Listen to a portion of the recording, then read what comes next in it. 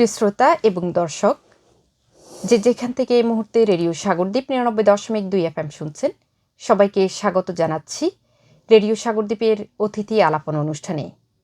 সাথে আছি পাপিয়া সুলতানা। শ্রোতা, আমাদের আজকে স্টুডিওতে উপস্থিত আছেন সম্মানিত অতিথি জান্নাতে ফেরদৌসী লাকি। তিনি ছায়ানট ও নজরুল ইনস্টিটিউটে সঙ্গীত শিক্ষক হিসেবে কর্মরত রয়েছেন। আমরা প্রথমেই আমাদের সম্মানিত অতিথির সাথে পরিচিত হয়ে আসি। ম্যাম, আপনাকে স্বাগত আজকের এই অনুষ্ঠানে। ধন্যবাদ। শুভ সকাল। আমার পক্ষ থেকেও আপনাদেরকে অভিনন্দন যে এরকম দ্বীপের কথা তো পড়েছি, জেনেছি, কিন্তু এইভাবে আসা হয়নি। হ্যাঁ, তো এই হাতিয়া দ্বীপে এবং এই সাগরদ্বীপ রেডিও যে চ্যানেলটি এখানে আছে, এটা আসলে আমি অভিভূত যে বাংলাদেশের একটা বিচ্ছিন্ন দ্বীপে যে এই রেডিও সাগরদ্বীপ এভাবে প্রচারিত হচ্ছে, এটা আমার জন্য খুব একটা বড় বিষয়, বড় পাওয়ার বিষয়, এবং আমাকে আমন্ত্রণ জানানোর জন্য আপনাদেরকে ধন্যবাদ। জি, ধন্যবাদ। আমরা প্রথমে আপনার সম্পর্কে জানতে চাচ্ছি, যদি বিস্তারিত একটু শ্রোতাদের উদ্দেশ্যে বলেন। আমি জান্নাতে ফেরদৌসী লাকি। আমার বাবা, উনি একজন বীর মুক্তিযোদ্ধা, মোহাম্মদ ফজলুল হক ভূঁইয়া। আমার মা মিসেস খালেদা হক। ওনারা ভীষণ সঙ্গীত অনুরাগী মানুষ ছিলেন। সত্যিকার অর্থে যেমন ধর্মপ্রাণ ছিলেন, তেমন সঙ্গীত অনুরাগী ছিলেন। আমার বাবা ভোরবেলা যখন নামাজ পড়তেন, ফজরের নামাজ পড়তেন, আমাদেরকে ডেকে দিতেন রেয়াজ করার জন্য, যে তোমরা ওঠো, রেয়াজ করো, সকালের যে কোনো কাজ খুব ভালো হয়, সকালে রেয়াজটা করলে ওটা তোমার খুব কাজে লাগবে। উনি মনে করতেন যে এই সুরের সাথে আমাদের সৃষ্টিকর্তার সম্পর্ক আছে, সব কিছু সুর তিনিও ভালোবাসেন, এরকম। আমার দাদিও খুব গান শুনতেন। আমরা 5 বোন, 2 ভাই। আমরা 5 বোনের মধ্যে আমাদের 5 বোনকে আমার বাবা কিন্তু ছায়ানটে ভর্তি করিয়ে দিয়েছিলেন। তো তার মধ্যে ওরা বাকিরা কন্টিনিউ করেনি। আমি এবং আমার আরেকটা বোন আছে, ও লন্ডনে থাকে, ওর নাম জান্নাতি কাউসারি লিনা। ও গান করে, ও লন্ডনের প্রচুর জায়গায় গান করেছে এবং অনেক মানে জনপ্রিয়তাও পেয়েছে। তো এই আর কি আমার পরিবার। আপনার সম্পর্কে আমরা আসলে আরও একটু জানতে চাচ্ছি, আপনার পরিবার সম্পর্কে যদি একটু বলেন। আচ্ছা, আমার পরিবার, আমার 2 ছেলে। আমার হাজব্যান্ড, উনিও মিউজিকের সাথেই আছেন। উনি মূলত ব্যাংকার ছিলেন, কিন্তু পরবর্তীতে উনি বাংলাদেশের একজন টপমোস্ট, উনি মানে তবলার শিল্পী, তবলা বাজান। উনি ছায়ানটের শিক্ষক। আর আমার 2 ছেলে, বড় ছেলে অন্তর, ও নর্থ সাউথ ইউনিভার্সিটি থেকে BBA কমপ্লিট করেছে, আর ছোট ছেলে সঞ্চার, ও ইউল্যাবে পড়ছে। জি, ধন্যবাদ ম্যাম। আপনার সম্পর্কে অনেক কিছু জানলাম। প্রিয় দর্শক এবং শ্রোতা, আমাদেরকে যারা শুনছেন, আপনারা শুনছেন অতিথি আলাপন অনুষ্ঠানে জান্নাতে ফেরদৌসী লাকি। তিনি ছায়ানট ও নজরুল ইনস্টিটিউটে সঙ্গীত শিক্ষক হিসেবে রয়েছেন। আমরা ওনার সম্পর্কে অনেক কিছু জেনেছি। আর কথা না বাড়িয়ে আপনার একটা গান প্রথমে শুনতে চাচ্ছি। জি, আমি পঞ্চকবির গান করি। পঞ্চকবি বলতে আমি রবীন্দ্রনাথ, DL রায়, অতুল প্রসাদ, রজনীকান্ত সেন এবং কবি নজরুল। তো আমি কিন্তু এই গানগুলোর মধ্যে 4 কবির গান আমি ছায়ানটে শেখাই। হ্যাঁ, নজরুল এবং অতুল প্রসাদ, DL রায়, রজনীকান্তের গান। তো আমি শুরুতে নজরুলের গান দিয়ে শুরু করি। আচ্ছা, জি। নজরুলের একটি জনপ্রিয় কীর্তন, সেটা দিয়ে শুরু করি। নব কিশলয় রাঙা শয্যা পাতিয়া, কিশলয় রাঙা শয্যা পাতিয়া, বালিকা কুরীর মালিকা গাথিয়া, আমি একেলা জাগি রজনী বধূ, এলো না তো কই সজনী, আমি একেলা জাগি রজনী বধূ, এলো না তো কই সজনী, বিজনে বসিয়া রচিলাম বৃথা বন ফুল দিয়া বেজনী। কৃষ্ণচূড়ার কলিকা অফুট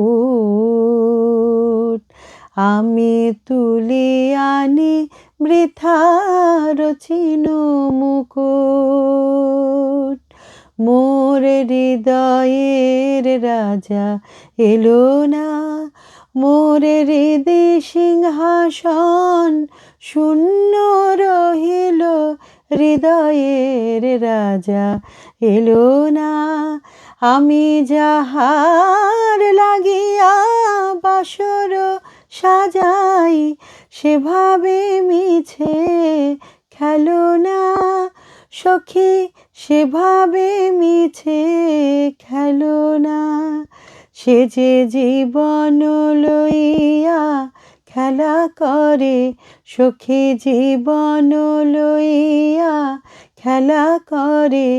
আমি মরণের তীরে বসে তারে ডাকি, হেসে যাই বধূ আন ঘরে, সে যে জীবন লইয়া খেলা করে, সে যে জীবন লইয়া খেলা করে। সে যে পাষাণের মূরতি বৃথা পূজা আরতি, পাষাণের মূরতি বৃথা পূজা আরতি, নিবেদন করি তার পায়। সাধে কি গো বলে সবে পাষাণ গলেছে কবে, সাধে কি গো বলে সবে পাষাণ গলেছে কবে। তবু মন পাষাণে ধায় সখী রে, তবু মন পাষাণে ধায়। আমি এবার মরিয়া পুরুষ হইব, বধূ হবে কুলবালা।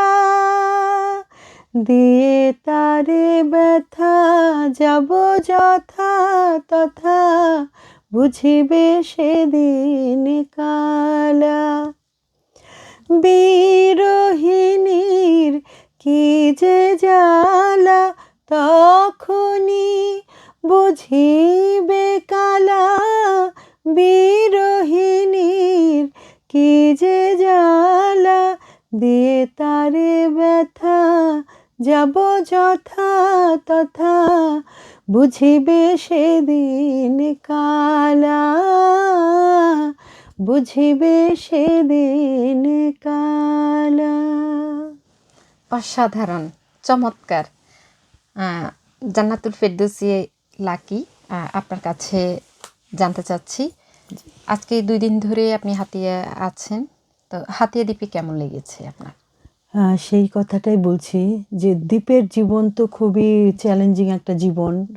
তার মধ্যে দিয়েও যে হাতিয়া দ্বীপের যে কত অসাধারণ একটা দৃশ্য আমরা দেখছি, এই পুরোটাই আমি বলবো যে আমাদের যে মুক্তিযুদ্ধ, আমাদের যে সবচাইতে বড় অর্জন মুক্তিযুদ্ধ, সেই মুক্তিযুদ্ধে আমাদের যে সন্তানরা, আমাদের 71-এর যে কিশোর তরুণ কিশোরীরা সবাই মিলে অংশগ্রহণ করেছিলেন, এবং সেই যুদ্ধ থেকে ফিরে এসে আমাদের মুক্তিযুদ্ধের যে প্রেরণা ছিল যে দেশকে ভালোবাসা, তাই না? তো মুক্তিযোদ্ধারা তো দেশকে ভালোবেসে, আমরা যে জাতীয় সঙ্গীত করি, মাতর বদন খানি মলিন হলে আমি নয়ন জলে ভাসি, সেই মায়ের বদনটা যখন, মুখটা যখন মলিন হয়ে গিয়েছিল, আমাদের দামাল ছেলেরা কিন্তু যুদ্ধে চলে গেলেন মাকে উদ্ধার করার জন্য পাকিস্তানি হানাদার বাহিনীর কাছ থেকে। এবং সেই ছেলেরা যখন যুদ্ধ থেকে ফিরে এলেন, গোটা বাংলাদেশের তারা বিভিন্নভাবে দেশের জন্য কাজ করেছেন। অনেক জায়গায় অনেক মুক্তিযোদ্ধারা ফিরে এসেছেন। আমিও একজন মুক্তিযোদ্ধার সন্তান। দেখেছি আমরা যে তারা দেশকে ভালোবেসেছেন, দেশের প্রতি কাজ করেছেন। কিন্তু পেশাগত জীবন একটা আছে মানুষের জীবনে, সে পেশাগত জীবনে মানুষ চলে গিয়েছে, কাজ করতে হয়েছে, সংসার সবকিছু মিলে। তো এই দিক থেকে আমি একটা কথা বলতে চাই যে এই যে হাতিয়া দ্বীপের মুক্তিযোদ্ধারা মুক্তিযুদ্ধ শেষে ফিরে এসে তারা পণ করলেন যে এই যে দ্বীপের মানুষ, এই যে 71-এর আগে 70-এর সাইক্লোন হলো, প্রায় এখানে লক্ষ লক্ষ রকম মানুষ মারা গেছে। হাতিয়া দ্বীপেই, এই দ্বীপেই তো 10 লক্ষ মানুষের মতো মানুষ মারা গেছে কয়েকটা দ্বীপ মিলে। তো তখন তারা চিন্তা করলেন মুক্তিযোদ্ধারা যে আমরা দেশকে স্বাধীন করেছি, খালি তো স্বাধীন করলেই হবে না, দেশের মানুষরা যাতে সেই স্বাধীনতার ভোগ করতে পারে, সেজন্য তারা এখানে ফিরে আসলেন। ফিরে এসে তারা 3টা কলেজ করলেন, তারা স্কুল করলেন। তা এই যে নদী ভাঙ্গন রোধ করার জন্য তারা সেই মানুষগুলোকে আশ্রয়ের জন্য খাস জমি দিলেন। তারপরে তারা আরো এই যে অপুষ্টি, জীবনের এই অপুষ্টি থেকে তো রক্ষা করতে হবে, না হলে তো জেনারেশন বাড়বে না। সেই অপুষ্টির জন্য তারা কাজ করলেন, তাদেরকে শিক্ষা দিলেন, তাদেরকে স্বাস্থ্য, মানে মৌলিক যে জায়গাগুলো মানুষ যাতে মানুষের মতো দাঁড়াতে পারে, বাঁচতে পারে, এই কাজগুলো করলেন। অনেক মুক্তিযোদ্ধাদের আসলে আমার সাক্ষাৎকার নেওয়া হয়েছিল, মানে ওনাদের প্রত্যেকেরই কথাই ওরকমই ছিল যে যুদ্ধ পরবর্তী ওনাদের কাজই ছিল সমাজসেবামূলক কাজ। ওনারা গ্রামে ফিরে গেছেন এবং সমাজসেবা করেছেন। তো এই জায়গায় আমি মনে করি এটা তো হাতিয়া একটা এক্সাম্পল সৃষ্টি করেছে। এবং আমি বীর মুক্তিযোদ্ধা রফিকুল আলম ভাইকে আমি তাকে ভাই ডাকি। আমি তার কাছে ভীষণভাবে কৃতজ্ঞতা প্রকাশ করছি। এই জন্য নয় যে তিনি আমাকে হাতিয়া নিয়ে আসছেন, আমি এই জন্য তার কাছে কৃতজ্ঞতা প্রকাশ করছি যে আমরা জানি যে দ্বীপ খুব পশ্চাৎপদ এলাকা। প্রতিটা দ্বীপের মানুষ কিন্তু খুব কষ্ট করে, আমরা তো অনেক, আমরা ঢাকা শহরে থাকি, আমরা ঢাকা বিশ্ববিদ্যালয়ে যাই, কিন্তু একটা দ্বীপের মেয়ে যখন ঢাকা বিশ্ববিদ্যালয়ে যায়, ইডেনে যায়, বেগম বদরুন্নেসা যায়, বিভিন্ন কলেজ ইউনিভার্সিটিতে পড়ছে, চিটাগং, রাজশাহীতে, তখন কিন্তু এটা বোঝা যায় যে আমরা তো মানে অনেক ভাগ্যবান, আমরা তো বাড়ির কাছেই পাচ্ছি। আর সারা রাত জার্নি করে যাচ্ছে, তাও আবার কখন উথাল পাথাল নদীর সব খোঁজ খবর নিয়ে। এই জায়গাগুলোতে আমি মনে করি যে সত্যিকার অর্থে এই যে মুক্তিযোদ্ধারা, রফিকুল আলম ভাই, কমান্ডার রফিকুল আলম ভাই নেতৃত্বে যে মুক্তিযোদ্ধারা যে অসাধারণ কিছু কাজ করলেন। হ্যাঁ, এই যে একটা শহীদ মিনার নির্মাণ করা, তার মানে কি, শহীদ মিনারের কাছে যখনই মানুষ যাবে তখনই মনে হবে ভাষার জন্য আমরা প্রাণ দিয়েছি।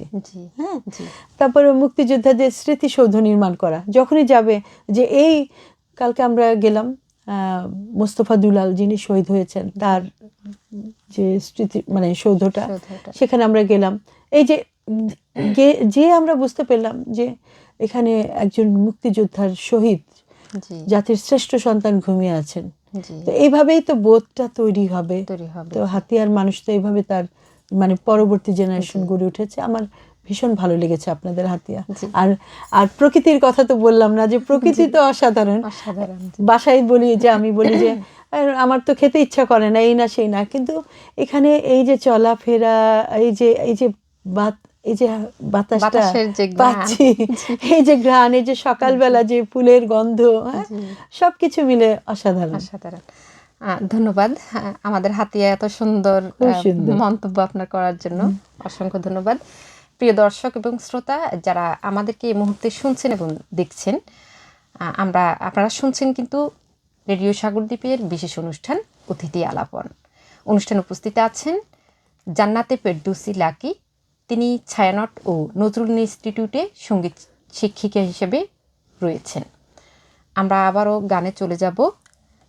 যদি আরো একটি গান, এবার আমি একটি ডিএল রায়ের গান করি।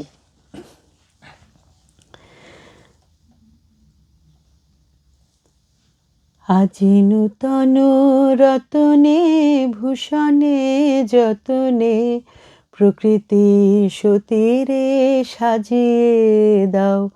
আজি সাগরে ভুবনে আকাশে পবনে নূতন কিরণ ছড়িয়ে দাও। আজি নূতন রতনে ভূষণে যতনে প্রকৃতি সতীরে সাজিয়ে দাও। আজি পুরানো যা কিছু দাও গো ঘুচিয়ে, মলিন যা কিছু ফেলো গো মুছিয়ে।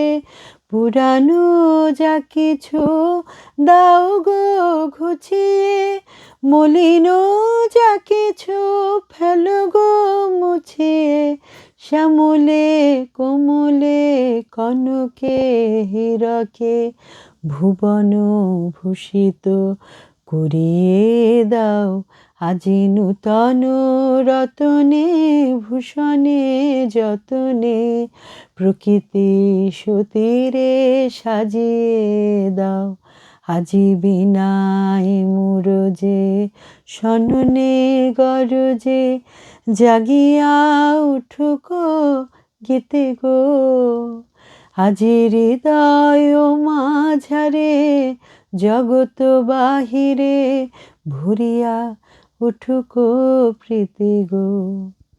আজি নূতন আলোকে নূতন পুলকে, দাও গো ভাষায়ে ভুলকে দুলকে, নূতন আলোকে নূতন পুলকে, দাও গো ভাষায়ে ভুলকে দুলকে, নূতন হাসিতে বাসনা রাশিতে, জীবন মরণ ভরিয়ে দাও আজি নূতন রতনে ভূষণে যতনে, প্রকৃতি সতীরে সাজিয়ে দাও।